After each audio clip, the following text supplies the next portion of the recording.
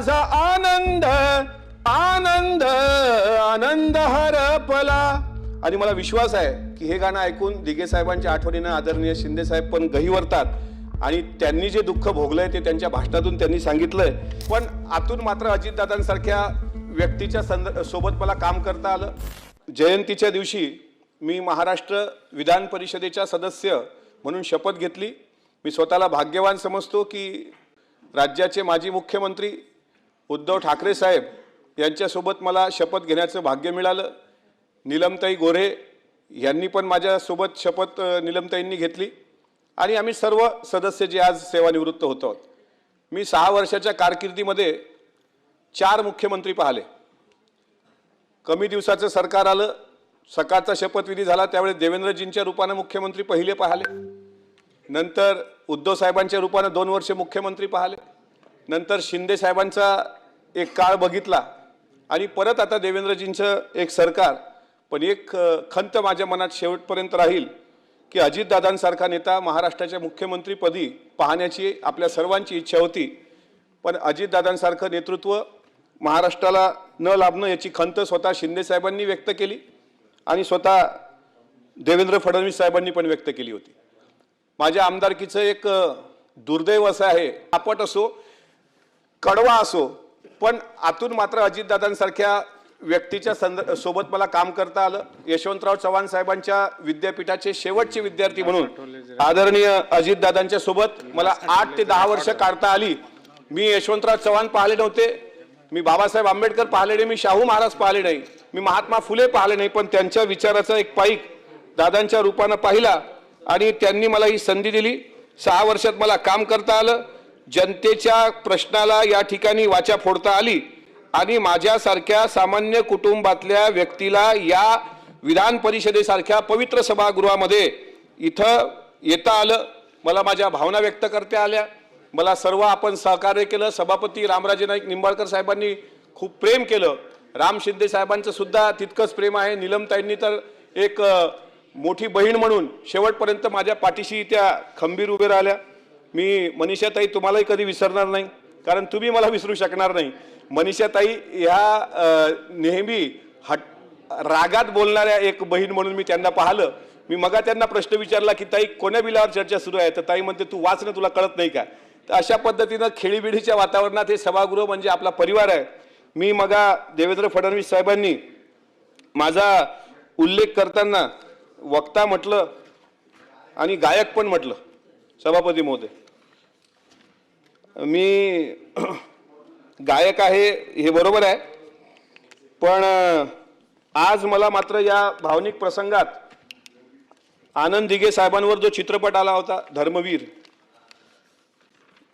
धर्मवीर मधलं जे गीतकार आहेत त्या गीतकारांनी शिंदे साहेबांवर आणि दिघे साहेबांवर बनवलेल्या गीताच्या ओळी त्याच मला असं वाटते की समर्पक आहेत।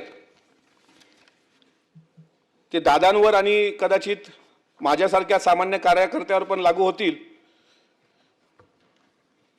की नाराज नशीब घेऊन एखादा जन्माला आलेला कुणी।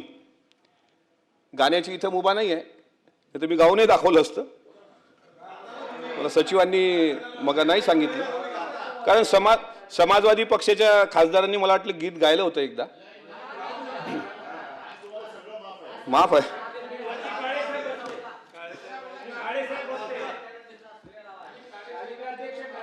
नाराज नशीब घेऊन एखादा जन्माला आलेला कुणी, पडली नजर तुझी त्याच्यावर अखंड राहिला ऋणी। विसर पडावा घडू नये कधी जिव्हारी जिवंत जाण, दारात कळस कौलारू दारात तुळस कौलारू कळस देव्हाऱ्यात तुझा मान। दिनांचा देव्हारा सोडून मोकळा श्रीरंग परतला, माझा आनंद आनंद आनंद हरपला।